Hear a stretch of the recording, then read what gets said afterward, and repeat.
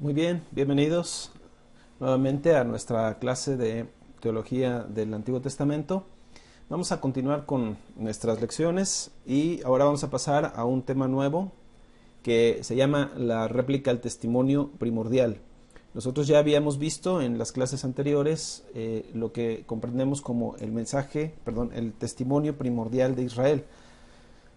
En este espacio, o a partir de ahora, vamos a concentrarnos en un testimonio diferente que se llama el contrainterrogatorio al testimonio primordial o la réplica al testimonio. En este sentido, bueno, lo que hemos venido viendo en las clases anteriores acerca del testimonio de Israel, decimos, es el testimonio primordial, es lo que más se dice, lo principal, el testimonio más abundante, el testimonio más con mayor riqueza, pero este testimonio primordial ahora se encuentra frente a una realidad distinta, porque bueno, si uno es justo en el sentido de escuchar el testimonio de todas los diferentes testigos, vamos a llegar a la conclusión de que el testimonio primordial no es el único tipo de testimonio, que hay dentro de todo este campo tan amplio de testimonios, muchos testigos que nos van a presentar un testimonio que pone en cuestión o que pone en entredicho lo que se ha venido diciendo en el testimonio primordial. Es decir, testimonios diferentes, testimonios que nos van a presentar una cara distinta de la moneda, que nos van a presentar un lado distinto, un punto de vista incluso opuesto de lo que hasta ahora se ha venido viendo. Es necesario interrogar esa audaz declaración de Israel por medio de la cual da testimonio de las acciones poderosas con las que Yahvé transforma el mundo. Es necesario interrogarlo. ¿Desde dónde lo vamos a interrogar? Bueno, nunca habrá un testimonio definitivo en Israel que no sea susceptible de ser interrogado. Igualmente no habrá un interrogatorio al que no responda vigorosamente el consenso del testimonio. Es evidente que esta réplica al testimonio no es un acto que manifiesta una falta de fe, sino más bien se trata de un modo característico de poner en práctica dicha fe. Vamos a ver que esta réplica al testimonio no son declaraciones increyentes, sino más bien son declaraciones creyentes, y que detrás de ellas está una fe poderosa, una fe grande, una fe sobresaliente y que debe ser considerada. Entonces, cuando hablemos de este contrainterrogatorio o de este testimonio alternativo como una cara diferente del testimonio, vamos a encontrarnos también con una fe o con una expresión de la fe que pocas veces se aborda en la teología. Y esta manera de practicar la fe quizá sea conveniente por el momento o los momentos históricos que nos toca vivir. Bueno, pues vamos entonces a ellas. Vamos a ver el testimonio, réplica al testimonio desde tres ángulos o de tres aspectos distintos. Lo primero es, vamos a hablar en cuanto a esta caracterización que Yahvé realiza en el escenario de la historia de Israel. Estas caracterizaciones también presentan un lado secreto, un aspecto ambiguo y también un aspecto negativo de las acciones de Yahvé, de las acciones que ha venido realizando. Vamos a ir conociendo cada una de estas y vamos a ver que estos aspectos se basan principalmente en preguntas que Israel plantea frente al testimonio primordial y que van dirigidas hacia Yahvé, que van dirigidas hacia Dios. Las preguntas que plantea Israel en su interrogatorio no son de naturaleza teórica o especulativa, Se trata de cuestiones de índole concreta y práctica que brotan de sus vivencias. Voy a detenerme un poco aquí, porque lo que hay que decir al respecto es mucho. Es decir, ¿cómo explicamos nosotros el hecho de que, bueno, alguien diga Dios contesta siempre la oración, pero otro puede decir no es cierto? Yo he orado a Dios, o yo oré pidiendo a Dios tal cosa, y Él no me respondió. Él no contestó a mi oración como yo esperaba o como yo quería. Es más, ni siquiera la contestó. Alguien puede decir, no es cierto, o sea, un testigo puede decir, Dios es fiel y siempre nos acompaña, y alguien puede decir, no es cierto, Dios a mí me abandonó.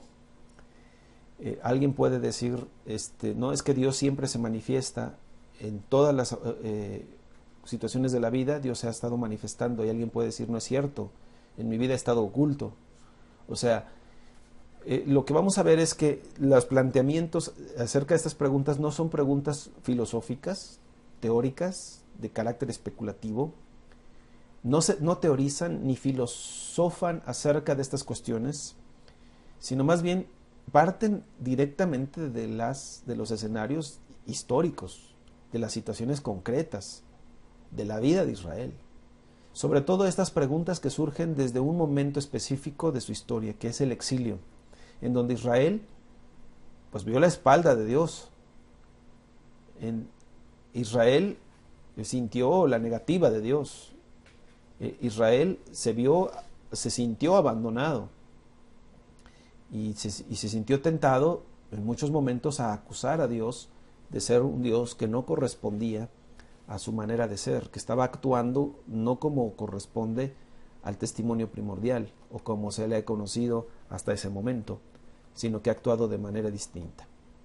Ahora, las preguntas que plantea Israel en su interrogatorio entonces no son de naturaleza teórica o especulativa, se trata de cuestiones de índole concreta y práctica que brotan de sus vivencias. Decía, una de estas principales vivencias es la experiencia del exilio, pero no nada más del exilio. Vamos a encontrarnos en los Salmos muchas experiencias del salmista en las que están también impregnadas estas interrogantes. Dichas cuestiones son coherentes con el carácter de Yahvé, tal como aparece en el testimonio israelita. Esta visión de Yahvé es muy distinta a la dada en el testimonio primordial, mucho más calmada, menos optimista respecto a las exageradas afirmaciones anteriores sobre Yahvé. En otras palabras, son coherentes con el carácter con el carácter de Yahvé. No son incompatibles con el carácter de Yahvé. Es más bien cómo el testigo está interpretando ese elemento del testimonio y cómo lo está viviendo. Y entonces, desde su punto de vista o desde su experiencia, cómo lo está manifestando. Entonces, creo que muchas cosas de estas se van a ir acomodando conforme vayamos viendo los ejemplos. Pero lo que queremos decir es que estas cuestiones, estos interrogatorios que se hacen, interrogantes que se hacen ante el testimonio primordial, no son interrogantes que vayan en contra de lo que se está expresando acerca de Dios, sino que más bien apelan a esto que se está hablando acerca de Dios. Y bueno, tal réplica al testimonio, en todo caso, no es un absoluto tan exigente para la fe de Israel como lo ha denominado la ambigüedad e inestabilidad de Yahvé. Se trata de una función y de un fruto del relato israelita acerca de su vida, en el cual Yahvé, un personaje clave, disfruta de la total libertad y de la indefinición que normalmente goza un personaje vivo e interesante. La revelación de la realidad en el relato que Israel hace en su réplica es mucho más seria que sus afirmaciones de carácter oculto o del carácter oculto de Yahvé.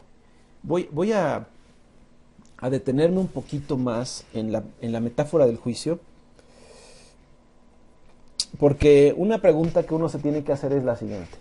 A ver, si yo soy un juez y estoy recibiendo el testimonio acerca de un acontecimiento en boca de diferentes personas, yo debo esperar, como juez, que los testimonios sean variados, versátiles, diferentes unos de otros, que se utilicen palabras distintas y que incluso existan elementos contradictorios.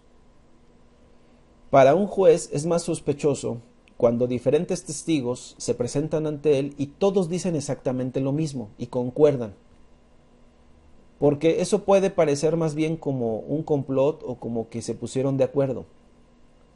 Pero cuando hay testimonios diversos, el hecho de que cada testigo esté en una posición distinta y que desde su posición esté dándonos su apreciación del asunto, hace que su testimonio tenga variaciones respecto al otro. Pero el juez, un juez inteligente, sabrá entender estas distinciones, no como contradicciones, sino como abordajes distintos, desde una óptica diferente. Entonces, cuando un mismo hecho, cuando un mismo acontecimiento, cuando un mismo elemento se está viendo desde una óptica distinta, lo que uno puede esperar es que el resultado sea distinto, no que sea igual. Entonces, yo en una de las clases les ponía el ejemplo de un objeto. Y entonces, si yo miro ese objeto desde dos ángulos distintos, lo que puedo esperar es que me digan cosas diferentes y que no coincidamos, sino que más bien esperaré que me digan algo distinto para entonces entender que esta realidad es mucho más amplia, más rica que lo que yo estoy mirando, que lo que yo estoy observando. Entonces, bueno, volvemos al ejemplo de los objetos. Aquí está, el objeto que utilizamos la vez pasada. Yo tengo aquí este objeto, que es un teléfono celular. Si yo vuelvo a insistir, si ustedes me explican desde ahí qué es lo que ven, y yo les explico lo que veo, entonces los dos vamos a decir cosas distintas, porque este objeto pues es muy diverso, aunque es un mismo objeto, nosotros entendemos que tiene una diversidad. Por ejemplo, esta cara y esta cara, pues esperamos que sean diferentes, incluso contradictorias, porque esta es transparente mientras que esta es sólida. Este es de cristal, mientras que esto es algún metal. Esto tiene una función, mientras que esto tiene otra función. Entonces, si yo estoy describiendo esta cara y ustedes describen la otra, debo entender que, aunque estamos hablando del mismo asunto, del mismo objeto, el hecho de que ustedes estén situados allá y yo acá, hace que veamos las cosas diferentes. Y entonces, cuando aportamos cada uno nuestro testimonio de lo que estamos viendo, experimentando, yo debo entender que el testimonio de ustedes será distinto porque están desde allá viéndolo. Y no esperaré que me digan lo mismo. Ahora, ¿cuándo es sospechoso? Cuando ustedes están viendo, me están describiendo este mismo objeto que tiene diferentes facetas, diferentes aspectos, diferentes caras, y que ustedes de pronto me describan el objeto como si lo estuvieran viendo desde mi punto de vista. Entonces sí sería sospechoso para mí, porque yo diría, bueno, es cómo llegaron a esa conclusión si ellos estaban en otro lugar, en otra circunstancia, en otra posición. Bueno, eso mismo para un juez, alguien que está haciendo un juicio, tomando un criterio, debe de considerarlo y debe de validarlo. Es decir, debe considerarlo verdadero y válido, porque es perfectamente coherente con lo que se está diciendo, con lo que se está haciendo. Entonces, en el caso del testimonio israelita, los israelitas, en sus diferentes experiencias, en diferentes circunstancias históricas y en diferentes vivencias que tuvieron, lograron ver esta revelación de parte de Dios desde un ángulo distinto y nos lo presentan sin problemas.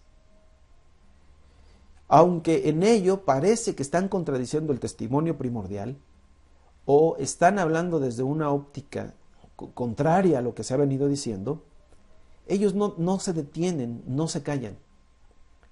Entonces, Por eso estamos entendiendo que es perfectamente coherente. Algunas personas creen que en la Biblia no puede haber este tipo de contradicciones y tratamos de arreglar las contradicciones. Pero yo creo que en lugar de querer conciliar las contradicciones y quererlas a veces tapar o desaparecer, tendríamos que entenderlas como parte de la misma verdad que complementa las otras y que nos permite conocer con mayor amplitud esta experiencia de conocer o de caminar con Dios. Entonces, así funciona la réplica al testimonio, como alguien que aborda el mismo asunto pero desde otro punto de vista. Muy bien. Hay 4 preguntas que van a dar origen o que van a ser la base o el fundamento de esta réplica. Y si quizás ustedes si han leído los Salmos y algunas partes de los profetas, encontrarán estas preguntas. ¿Hasta cuándo? ¿Por qué? ¿Dónde? Y una pregunta inquietante. ¿Está? ¿Está? Es decir, esta primera ¿hasta cuándo? Que es una pregunta de tiempo de alguien que ha estado esperando una respuesta, pero que no ha llegado el momento de verla. Y entonces se siente en abandono, se siente abandonado, y entonces viene la pregunta, ¿hasta cuándo, oh Jehová? Y luego dice, ¿me abandonarás para siempre? ¿Me olvidarás para siempre? Entonces está diciendo, Dios me olvidó, Dios me abandonó. Pero la pregunta es, ¿hasta cuándo me olvidará y hasta cuándo me abandonará? ¿Será para siempre o será algo momentáneo? Luego, ¿por qué estás lejos? ¿Por qué? ¿Por qué te alejas? ¿Verdad? ¿Dónde? ¿Dónde estás? Preguntando precisamente acerca de una ausencia. Y una duda es, ¿está o no está el Señor con nosotros? Entonces, nosotros vamos a encontrar en diferentes puntos de la Biblia, aunque de manera disminuida, este testimonio en el cual se interroga, surgen preguntas, y estas preguntas dan a dar ocasión precisamente a que el testimonio sea amplio. La suposición característica de Israel es que si la fuerza y la fidelidad de Yahvé están en funcionamiento, tal como afirma el testimonio primordial, no existirían ni una necesidad tan desesperada, ni una injusticia tan insufrible. Entonces la injusticia, queja y exilio, ellos la entienden como una negación. Es decir, si nosotros nos situamos en la experiencia del exilio, si nosotros nos situamos nos conectamos con esta experiencia de Israel de haber sido exiliados, vamos a llegar a la comprensión de por qué ellos están preguntando esto. Porque estas son preguntas que surgen desde el exilio. O sea, ¿Dios nos abandonó? ¿Será que Dios nos dejó? Ahora, si nos dejó, si nos abandonó en las manos de nuestros enemigos, ¿hasta cuándo lo hará? Y otra pregunta, ¿por qué, Señor? ¿Por qué te alejaste de nosotros? ¿Por qué nos dejaste? La otra pregunta que se hace en el exilio es, estamos aquí y no vemos a Dios con claridad. ¿Dónde estás? ¿Dónde está Dios? Y una pregunta más cruda es si está o no está Dios aquí. Entonces, esta suposición característica de Israel es que si la fuerza y la fidelidad de Yahvé están en funcionamiento, tal como afirma el testimonio primordial, no existiría una necesidad tan desesperada ni una injusticia tan insufrible. No debería existir. Lo que nosotros le llamamos el mal, ¿verdad? El sufrimiento. Debería dejar de existir ese sufrimiento si Yahvé está presente. Si Yahvé sigue manifestando esa característica de fuerza y fidelidad y está funcionando adecuadamente, no deberían de estar presentes. Este tipo de testimonios los encontramos principalmente, y de queja, los encontramos principalmente en el género de la lamentación.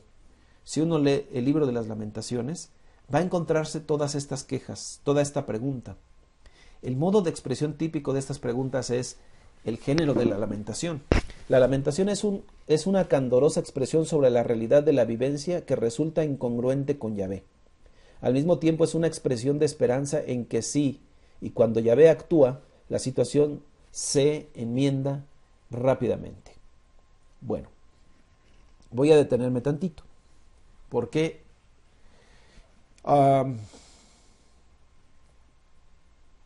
¿de dónde viene esta sensación de abandono? Si uno lee el libro de las Lamentaciones, que generalmente se le adjudica a Jeremías, el profeta, uno o puede observar con claridad el tremendo sufrimiento de la persona que está escribiendo.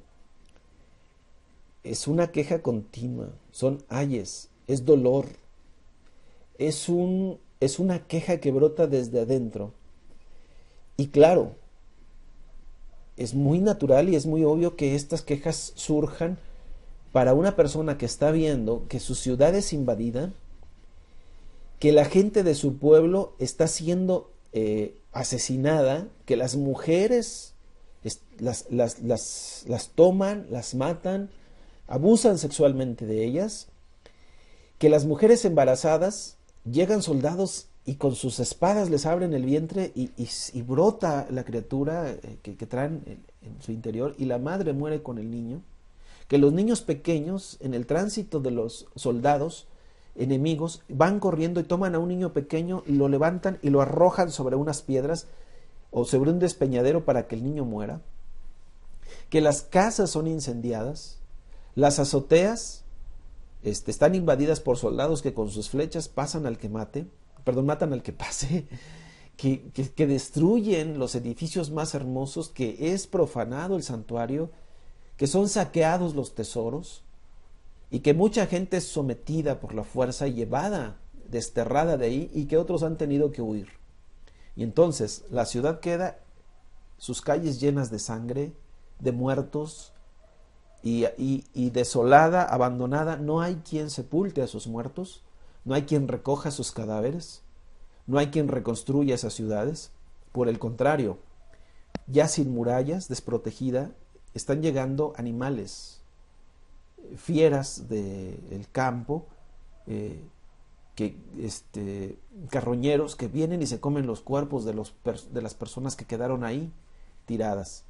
Y esta experiencia hace precisamente que el observador, el hombre que está narrándonos todo esto, hay una desolación tremenda en su interior.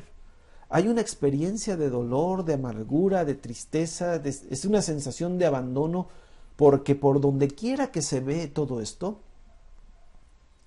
donde quiera que él pueda caminar, va a una calle, va a otra, quizá visite el barrio donde vivía, no sé. O sea, él está observando todo esto y está describiéndonos en una queja, en una lamentación, toda esta situación.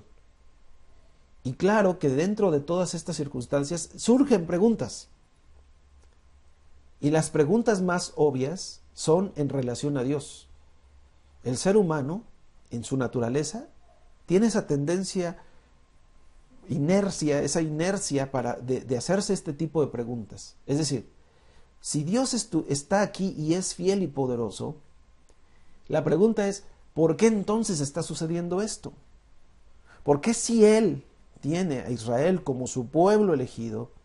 ¿Y por qué si Él es poderosísimo? ¿Y por qué si Él es fiel y amoroso? Entonces estoy viendo con mis propios ojos este desgarramiento, este derrumbamiento, esta destrucción, esta violencia. Y una pregunta más grave es, ¿y por qué estoy vivo yo para ver todo esto? Entonces, obviamente surgen las preguntas. ¿Hasta cuándo, Dios? ¿Por qué? ¿Dónde estás? ¿Estás realmente? Entonces, todo aquel testimonio que se ha venido generando, de pronto se pone en duda. De pronto surge el cuestionamiento. De pronto se interroga para ver si es así o no es así lo que se ha venido diciendo. El asunto es que, como alguien que piensa en voz alta, sus preguntas se escriben tanto como las respuestas. El testimonio primordial se escribe como también ese pensamiento en voz alta de interrogarlo en momentos en los que las cosas no parecen coincidir con ese testimonio primordial. Entonces, en el derrumbamiento de Jerusalén, en la caída de Jerusalén, uno puede observar cómo es que, bueno, surgen todas estas preguntas. Vuelvo a insistir, o volvemos a insistir. Las preguntas no surgen de una especulación filosófica, surgen de la realidad misma, de lo que está sucediendo. Entonces, el acontecimiento paradigmático que provoca el interrogatorio de Yahvé es el exilio y la destrucción del templo. Uno puede ver el Salmo 74, versos 1 al 10, verso 1 el capítulo 79, el capítulo 80, el Salmo 89. Bueno, uno puede ver estos salmos y ahí va a encontrar este acontecimiento, la referencia al exilio, ¿verdad? Israel se encontró en muchas otras situaciones con que la misma sensación de fracaso, de ausencia y de abandono era abrumadora y requería el mismo cándido interrogatorio de Yahvé. Bueno, ¿qué creyente no se ha preguntado esto en los tiempos difíciles, en los tiempos de hay una transición por un momento de sufrimiento, de dolor, de angustia, en el que surgen preguntas? Ahora, es natural y es obvio que surjan estas preguntas. ¿No sería natural que alguien en un momento de duda, en un momento de sufrimiento, de angustia, no se atreva a cuestionar todas estas cosas? ¿Por qué? Porque precisamente en las preguntas y en los cuestionamientos se buscan respuestas nuevas, se buscan soluciones, se busca una profundización. Son los momentos de crisis, estos momentos de angustia y de dolor, los momentos más enriquecedores, no solamente en la vida de Israel, sino en la vida de todos los seres humanos. Si una persona no atraviesa por estas circunstancias y no se hace este tipo de preguntas, entonces tiene una fe superficial. El asunto es que cuando uno experimenta esta sensación de abandono y se atreve a cuestionar, a preguntar, a interrogar la fe, entonces después vienen respuestas más profundas. Y es como si la fe arraiga, como si la fe profundiza, como si un árbol, las raíces de un árbol llegaran a roca dura y ya no pueden extenderse más y tienen que abrirse paso entre las grietas de la roca e ir forzando a la roca a abrir el paso para que sus raíces se profundicen en medio de así como si hubiese ahí una experiencia de mucho dolor, de mucho sufrimiento, de mucho esfuerzo, pero que finalmente logra hundir cada vez más y profundizar cada vez más. Entonces, este tipo de interrogatorio, este tipo de cuestionamiento de la fe, hace precisamente que la fe madure, que la fe se fortalezca, que la fe se arraigue. Pero es cuando uno atraviesa por situaciones complicadas y se hace este tipo de preguntas y entonces se interroga. Cuando uno sale del interrogatorio, cuando uno sale ya de este tiempo de cuestionamientos, entonces resulta que resurge con una fe renovada, con una fuerza vitalizante mucho mayor, con una esperanza bien arraigada, cimentada, con mejores respuestas, con una actitud más madura, más positiva, más tolerante, etcétera, etcétera. Entonces, es necesario que esta cuestión, que esta fe sea interrogada. Ante este agudo y enérgico interrogatorio, el testimonio positivo de Israel no poseía una respuesta sencilla ni convincente, excepto regresar a su testimonio primordial y reiterar esas afirmaciones. El repetido testimonio es ciertamente firme y convincente, no obstante, para quienes vivían en una situación de consternación sin solución, el testimonio no silenciaba o echaba por tierra la réplica al testimonio que debe haber perdurado en Israel como una forma de fe seria, como una manera de vivir la fe. ¿Ya? Bueno, vamos a ver entonces el primero, la sensación de abandono. El término abandono incluye la arbitraria prerrogativa masculina del divorcio. Regresando a las metáforas, aquí vamos a recurrir a la metáfora del matrimonio, y esta sensación de abandono es la sensación de una mujer que ha recibido la carta de despedida del marido, una carta de divorcio. La carta de divorcio no es el divorcio como lo conocemos hoy, que va uno ante un juez y el juez dictamina y determina, bueno, que el matrimonio ha sido disuelto, ¿no? En la antigüedad no era así. En la antigüedad era el marido veía a la mujer y no le satisfacía en algo, entonces sencillamente le escribía una carta y la despedía. Y entonces imaginémonos la sensación que tiene una mujer de impotencia, de evaluación de su persona, de desprestigio, de cómo enfrentar a los demás y sobre todo esa sensación de estar abandonada. Entonces, el término abandono se basa precisamente en ese sentido. Solamente que Israel de pronto interpreta ese abandono de Dios como una decisión arbitraria de un marido que le ha extendido la carta de divorcio a la esposa. Pero lo entiende de momento como una cuestión arbitraria. Y es que Israel no ha profundizado, no ha logrado arraigarse. Entonces Israel solicita y se maravilla de la fiabilidad y la fidelidad de Yahvé. Israel tenía la sensación de que estaba siendo abandonado. El término abandono incluye la arbitraria prerrogativa masculina del divorcio en un mundo antiguo. En ese mundo, una divorciada era, de hecho, una abandonada. Muy bien. El siguiente elemento, la convergencia de injusticia, cómo convergen en un mismo punto la injusticia, la queja y el exilio. Y esto plantea una interrogante a Israel en relación con el poder soberano de Yahvé. Quisiera que nos pusiéramos en la piel de los israelitas que fueron al exilio.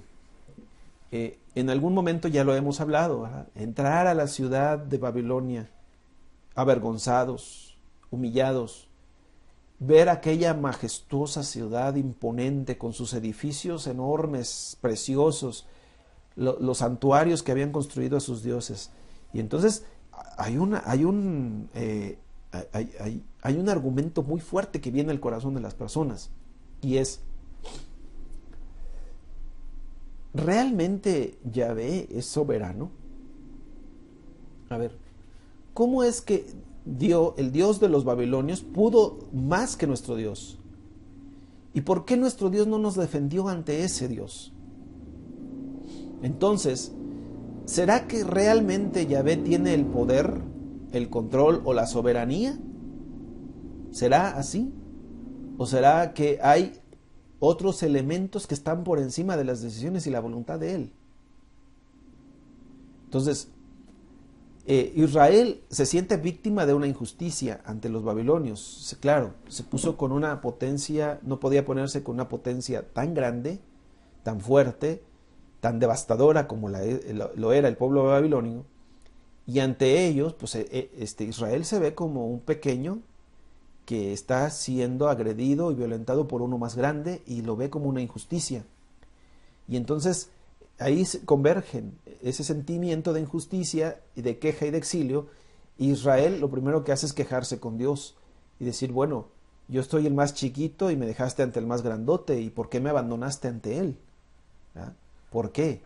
Claro que en estas preguntas las respuestas van a ser diferentes, y el problema no va a ser Yahvé, el problema es el mismo pueblo, porque las respuestas que va a encontrar Israel no son en relación con Yahvé, como si él hubiera fallado, ¿verdad? Esta mujer que se queja de que el marido le ha dado carta de divorcio y la ha abandonado, de pronto reconoce: pues tenía razón mi marido, porque yo andaba con otros hombres, ¿verdad?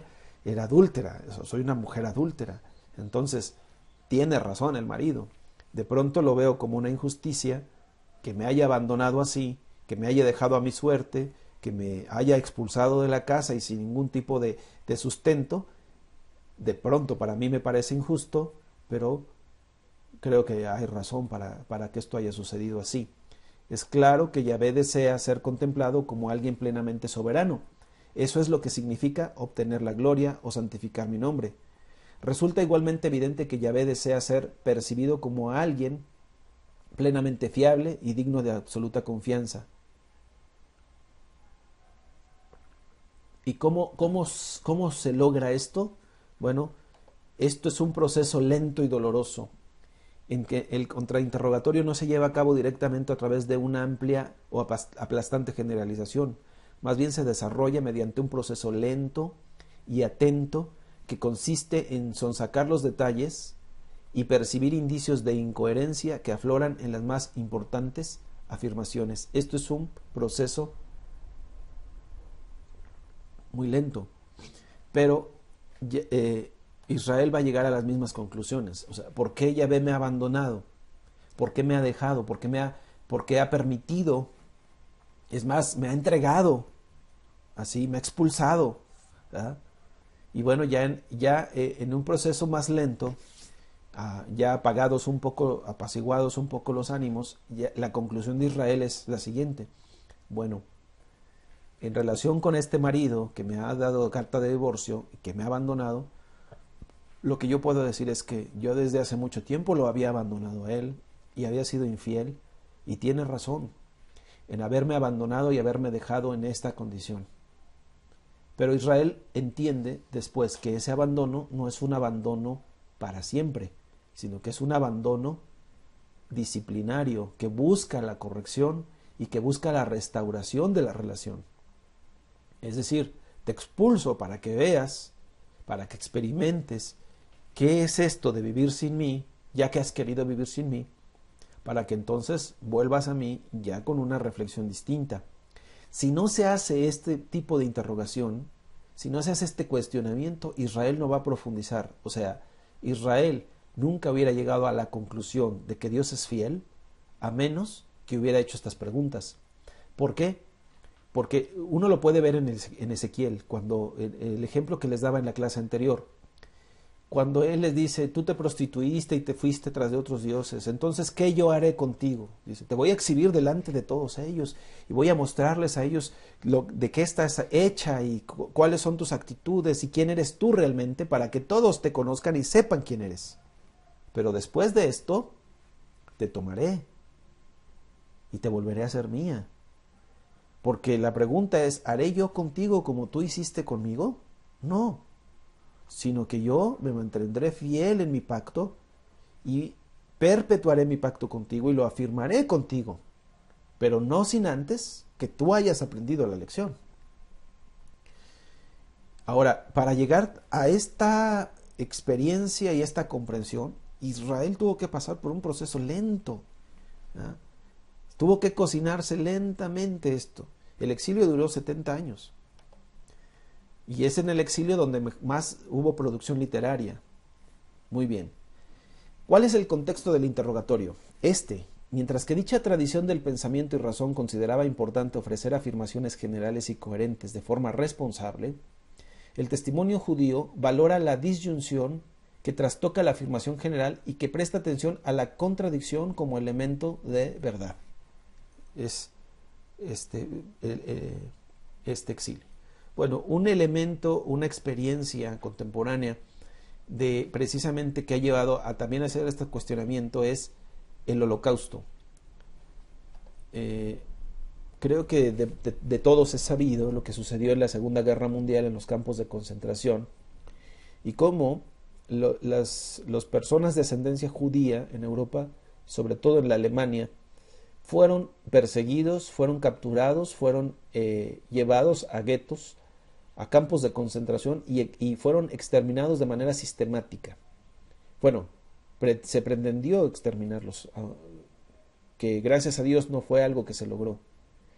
Pero el Holocausto o esta experiencia es similar a la experiencia del exilio, porque los judíos, que aunque son una raza o una cultura milenaria que está, no sé si decirlo así, está acostumbrado, pero no están acostumbrados, porque no lo han tomado ya como algo que es parte de ellos. Sin embargo, sí es parte de su vida el hecho de que hayan sido perseguidos, rechazados, marginados en diferentes épocas, pero esta época del Holocausto es una de las más angustiantes. Entonces, creo que todas nuestras explicaciones simples acerca de Dios y de nuestra relación con Él tendrían que desaparecer y tendríamos que replantearnos muchas cosas. La teología que se hacía antes de este holocausto y la teología que se ha venido haciendo después es una teología totalmente diferente.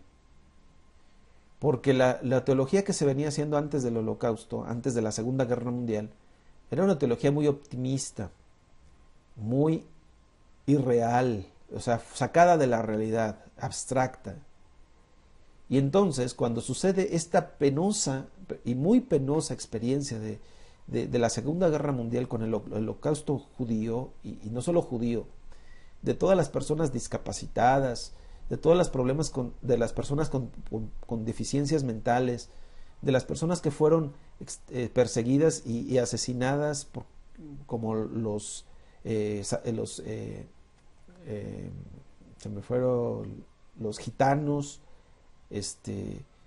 los judíos, bueno, fueron un grupo mayoritario, pero no fueron los únicos. Ahora, esta cuestión es una situación que nos lleva a preguntarnos. Alemania, que es el país en donde surgió la Reforma Protestante, un país evangélico, con una tradición evangélica muy sólida, donde fueron gestados muchos de los movimientos de reforma, en particular el movimiento luterano en el siglo XVI y posteriormente varios otros movimientos. Un país en donde estaban, y hasta la fecha siguen estando, los más grandes centros de estudio bíblicos y teológicos, en la cuna de la teología a nivel mundial, porque si uno lee a los más grandes teólogos sobresalientes del siglo XIX y el siglo XX, la mayoría de estos son teólogos alemanes. Y las obras más grandes bíblicas son obras alemanas. Los institutos bíblicos, los institutos que se dedican al estudio de los textos sagrados, hacer la crítica textual, todas estas universidades tan famosas a nivel mundial y reconocidas están en Alemania. Y bueno, ¿por qué hago tanto énfasis en esto? Porque precisamente en ese lugar es donde surge el holocausto.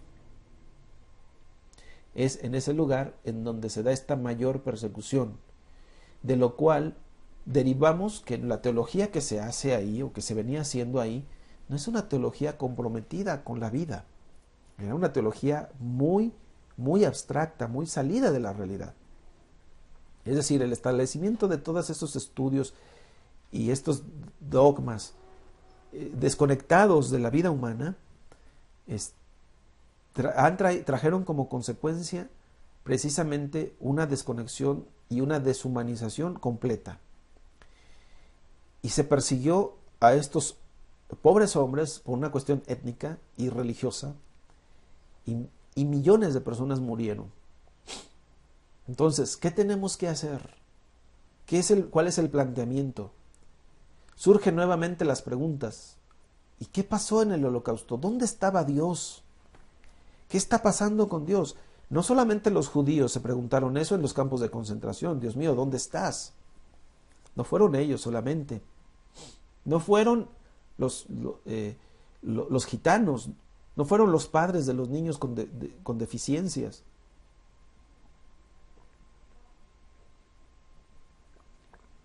Desde afuera, cuando uno observa hacia esta realidad histórica, uno mismo se pregunta, bueno, ¿y por qué Dios permitió esto? ¿Dónde estaba Dios cuando todo esto estaba pasando? ¿Qué es lo que sucedió realmente en la historia? ¿Y por qué Dios no intervino para evitar esta catástrofe? Son preguntas que nos quedan en el aire, pero que no nada más en el holocausto. A partir del holocausto, la reflexión viene haciéndose ya en diferentes contextos.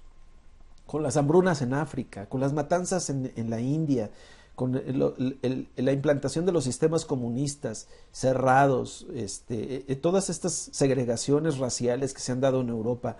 Entonces uno se va preguntando, bueno, ¿y cuál es la participación de todo esto, de Dios en todo esto?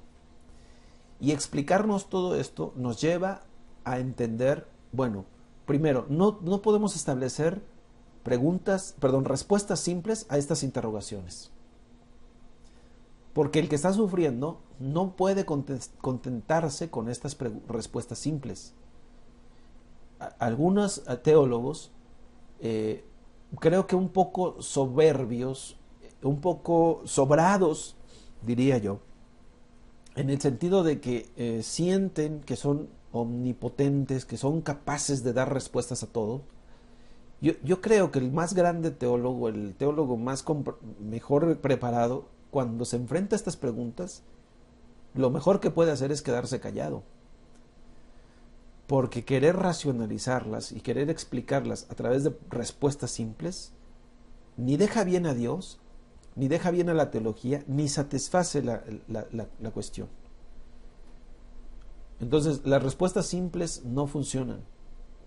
Necesitamos hacernos muchas preguntas y sobre todo, una de las principales preguntas es, necesitamos pasar por un proceso diferente y el proceso diferente, que es el proceso por el cual Israel pasó, es que cuando hacemos las preguntas a Dios, uno tiene que mirarse como en el espejo y ver que la pregunta se le regresa. Es decir, uno puede culpar a Dios y uno puede decir Dios lo permitió, Dios lo quiso así, pero la pregunta después se nos regresa y la pregunta va a ser hacia nosotros. O sea, ¿qué estás haciendo tú ante esta situación? Porque, pues así es como Israel, que en el exilio se pregunta, ¿dónde está Dios? ¿Por qué nos abandonó? Y la respuesta de Dios es, ¿dónde estabas tú para que yo te abandonara? Y la respuesta de Israel es, bueno, te estaba engañando con otros maridos, ¿no? Entonces, la misma pregunta es hoy. Uno se pregunta, ¿por qué el hambre en ciertos lugares? ¿Por qué las guerras? ¿Por qué las matanzas? ¿Por qué toda esta situación? ¿Dónde está Dios? Y lo cierto es que la pregunta después se nos regresa y es, bueno, está toda esa hambre, está toda esa necesidad, pero ¿dónde estás tú? ¿Dónde está la iglesia? ¿Dónde está el pueblo de Dios? ¿Por qué el pueblo de Dios lo primero que hace es quejarse y preguntarse acerca de Dios, cuando la pregunta debería ser hacia nosotros? Porque Dios ya está haciendo su parte. La pregunta es, ¿qué está haciendo el pueblo? Si hablamos de que Dios es fiel, bueno, entonces, ¿dónde está la fidelidad de su pueblo? Son preguntas que tendremos que pasar por todos estos cuestionamientos, y quizá, aunque no lleguemos a una respuesta clara, porque tal vez no la hay, ¿verdad? Como en el caso del Holocausto, ¿qué respuesta podemos aportar? ¿Qué respuesta puede satisfacer? Ninguna. Y quizá ninguna respuesta nos va a llenar, pero lo que sí hay que hacer es seguirnos interrogando, seguir preguntando, seguir profundizando en la fe, a fin de que nosotros seamos cuestionados también. En la línea de una auténtica deconstrucción, Israel se niega a dejar en paz a Yahvé, porque todavía no lo ha hecho del todo bien. Y el contrainterrogatorio Israel se ocupa de esta tarea ante Yahvé. Israel, como testigo, sabe que si Yahvé no es innecesariamente criticado y trastornado, este también se convertirá en un ídolo absoluto y absolutizante. ¿Qué es la deconstrucción? La deconstrucción es como que nosotros tenemos ya construidos nuestros esquemas de pensamiento, nuestros esquemas explicativos de todo. Pero de pronto nos enfrentamos a realidades y a situaciones en las que esos esquemas y esas estructuras no sirven, no satisfacen. Y entonces es como si yo agarrara una Torre Eiffel y dijera, bueno, esta estructura tiene muchas piezas que se pueden ensamblar, desarticular, y entonces con todas esas piezas puedo armar algo nuevo. Quizá la Torre Eiffel satisfizo a una necesidad en su momento, pero ahora con los mismos elementos yo puedo quitar todo eso, desarmarla, eso es deconstrucción, y a partir de los mismos elementos empezar a construir algo nuevo que satisfaga ahora sí a las necesidades a las cuales estamos enfrentando. Ahora, yo hablo de la Torre Eiffel, aunque la Torre Eiffel es una perfecta construcción inútil, porque lo único que tiene es estética, o sea, no tiene una utilidad como tal, no sirve a un propósito diferente, fue construido para exhibición. Entonces, pues sirve para exhibición, pero ¿qué pasaría si en un momento dado yo dijera, ok, necesitamos construir el soporte para albergar a una cantidad de personas que quedaron sin hogar, ¿verdad? ¿Cómo le hago? Bueno, ahí tenemos la Torre Eiffel, que está inútil, ¿verdad? Muy bonita y todo, pero quizá la necesidad ahora nos lleve a buscar, bueno, deconstruimos, agarramos ese elemento ya, esa estructura ya hecha, la empezamos a desarmar y con los mismos elementos empezamos a construir algo nuevo que va a servir ahora a satisfacer esta necesidad de hogar. Entonces, ¿qué es lo que hizo Israel en el exilio? Todas las estructuras y explicaciones que ellos tenían acerca de Yahvé tuvieron que ponerlas otra vez en cuestionamiento. Es decir, desarmaron sus estructuras y tuvieron que empezar a construir algo nuevo. ¿Para qué? Para establecer su vida a partir de esa nueva construcción. Entonces, por eso tienen que cuestionar, porque el cuestionamiento, el interrogatorio, es una manera de construir, es una manera de desarmar las estructuras, es una manera de agarrar todas esas explicaciones ya prefabricadas, porque a veces la iglesia eso espera, ¿no? A ver, hermano, explíquenos por qué hay hambre en el mundo. Ok, ya tenemos la respuesta. ¿Por qué hay maldad en el mundo? Tenemos la respuesta. ¿Por qué está esto? Ya tenemos la respuesta. ¿Y qué pasa cuando nos enfrentamos a realidades en las que la respuesta que tenemos no es satisfactoria? No es satisfactoria. Por ejemplo, hace unos días yo leí que alguien estaba contando una historia sobre el Titanic. Creo que hay muchas historias como esas circulando por ahí en internet. Historias con las que yo no estoy de acuerdo. Porque el constructor del Titanic en un momento dado dijo, esta nave está tan bien hecha que ni Dios la puede hundir. Y entonces se lanzaron a su viaje en el mar, a la travesía, y chocaron con un iceberg. Y la nave sucumbió. Entonces, algunas personas circulan en internet esta historia como diciendo, de Dios nadie se puede burlar, porque si tú dices eso, bueno, Dios te hará pagar. Un Dios vengativo. ¿Cuál es la parte en donde yo no estoy de acuerdo? Que cientos de personas que iban a bordo de ese barco murieron. Cientos de personas inocentes. Es decir, quizá una persona que fue quien construyó el barco se atrevió osadamente, orgullosamente o prepotentemente a decir que su nave era tan perfecta que nadie la podía hundir. Pero en su interior había mucha gente que ni siquiera compartía esa idea, ni sabía lo que había dicho este personaje, y quizás si lo hubieran sabido, a lo mejor ni siquiera hubieran estado de acuerdo. Y la pregunta es esta: si Dios hundió el Titanic para hacerle ver a este hombre que estaba equivocado, la pregunta mía es, ¿por qué Dios entonces se valió de la muerte de tantos inocentes? ¿Acaso entonces Dios es tan injusto que en venganza contra un hombre hace morir a cientos? Ahora, quienes transmiten esto en internet a mí me dicen eso, que Dios es un Dios vengativo que es capaz de llevarse entre los pies a cientos de personas para vengarse de un solo tipo. Y solamente porque dijo estas palabras tan soberbias, como si el ser humano no dijera ese tipo de expresiones en muchos momentos de su vida. Ahora, si Dios se estuviera vengando de cada persona que va a decir una expresión soberbia como esa, no existiría humanidad. Entonces, ¿qué pasó con el Titanic? Bueno, se hundió y muchos creyentes evangélicos, he oído otras historias de judíos también, o supuestos judíos, que aseveran que entonces el Titanic se hundió porque Dios lo hundió, por la soberbia de un hombre. Yo creo que hay que cambiar nuestras estructuras. Esa es una explicación demasiado simple. Es una explicación que por su misma simpleza ni siquiera está profundizando en conocer las implicaciones de respuesta tan bárbara. Porque entonces el Dios que está presentado ahí, por esta explicación, es un Dios sádico, que disfruta la muerte de estas personas para satisfacer su deseo de venganza, su sed de venganza.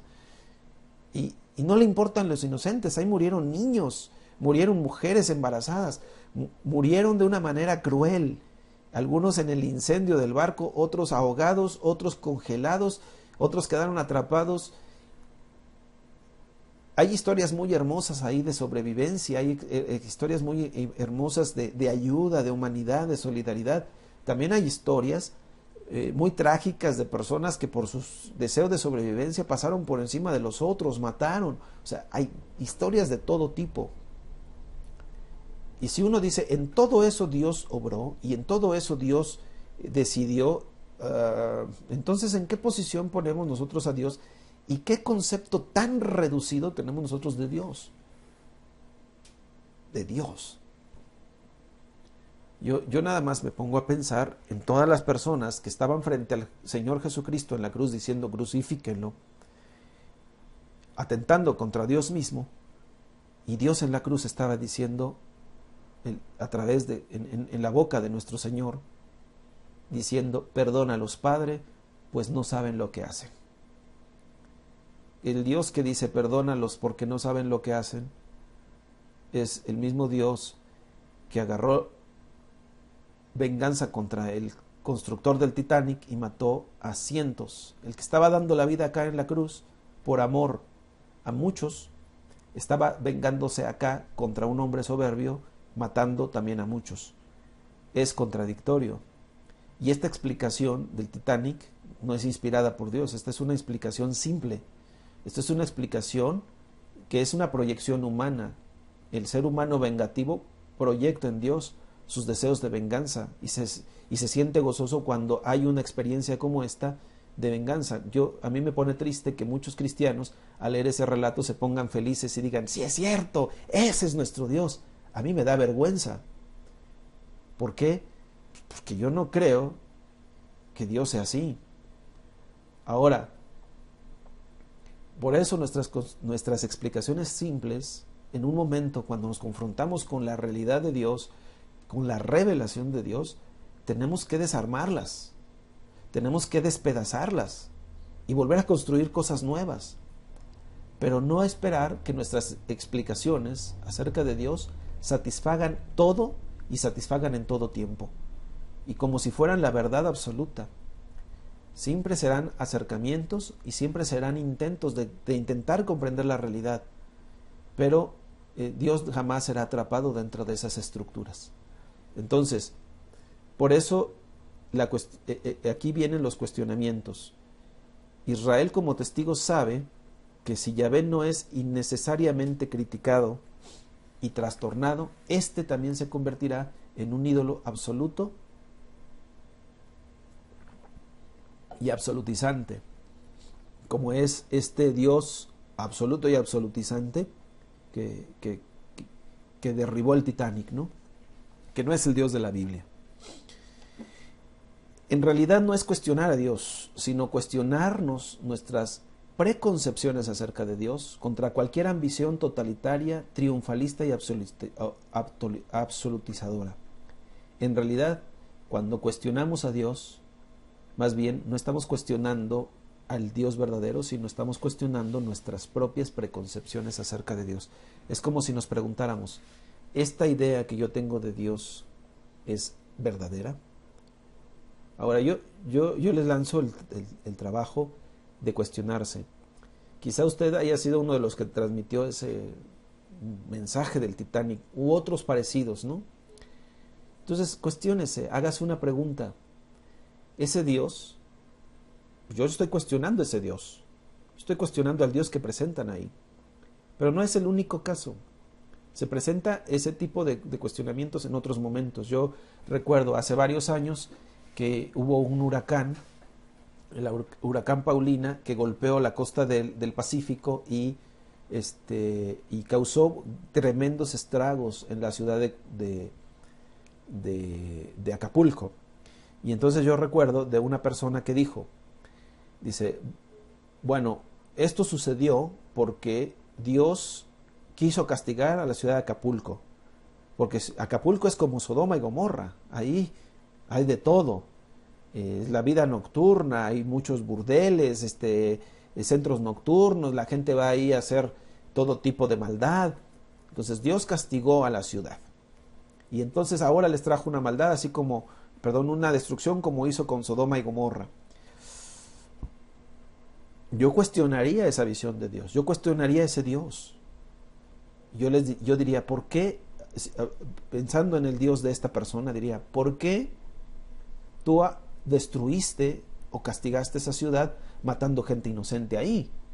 ¿Por qué tú destruiste esa ciudad y abandonaste a los cristianos que estaban también en esa ciudad? Porque había creyentes que murieron, gente fiel a Dios que perdió sus casas, que perdió sus posesiones, sus autos, que perdieron la vida.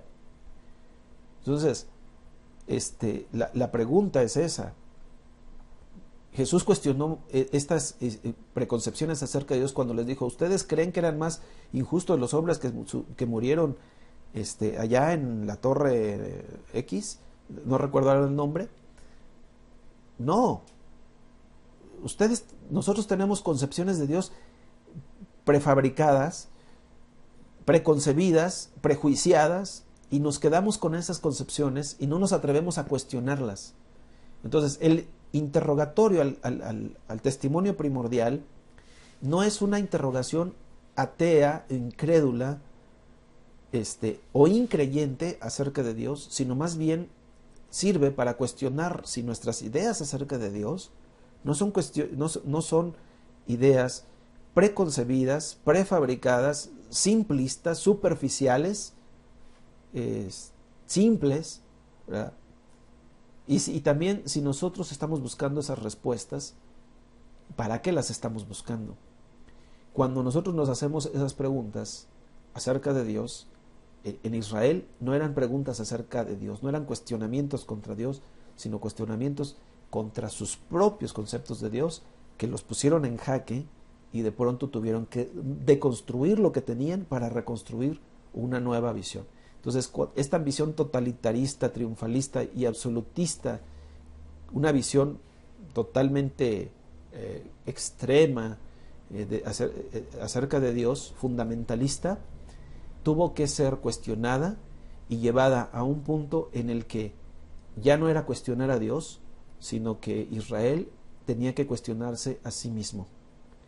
Entonces, si yo regreso con el ejemplo del castigo a los acapulqueños,